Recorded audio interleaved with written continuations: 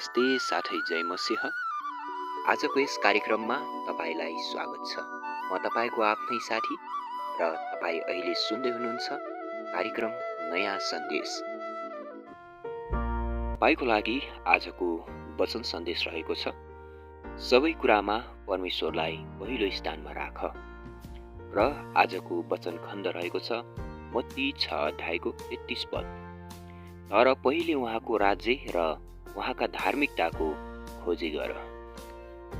16औं शताब्दीसम्म वैज्ञानिकहरू पृथ्वीलाई ब्रह्माण्डको केन्द्र र सूर्य पृथ्वीको वरिपरि घुम्छ भनी मान्दथे। त्यसपछि कोपर्निकस नामक खगोलविद आए र सूर्य पृथ्वीको वरिपरि नभई पृथ्वी सूर्यको वरिपरि घुम्दछ भनी तर्क गरे। त्यसो गरेर उनले विज्ञानको संसारलाई सदाको लागि परिवर्तन गरिदिए र जब कुरा चेलापनको आउँछ यीशुले त्यस्तै गर्नुभयो।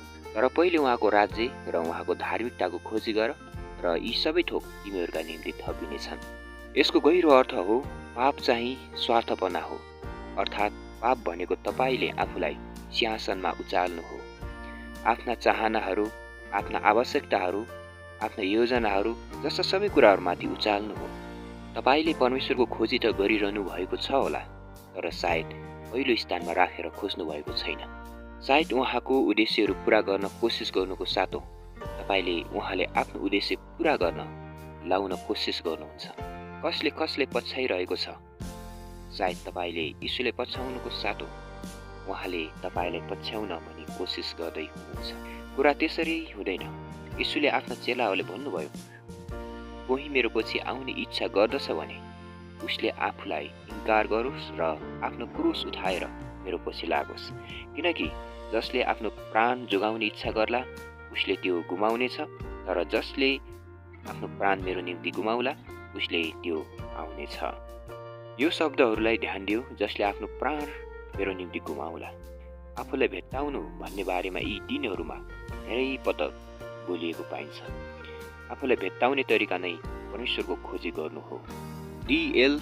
मोदीले भनेका छन्, परमेश्वरले उहाँमा पूर्ण रूपले समर्पित भएका पुरुष र महिलासँग उनीहरूको लागि, उनीहरूद्वारा, उनीहरूमा उनीहरूलाई लिएर के गर्नुहुनेछ यो संसारले देख्न बाँकी नै छ।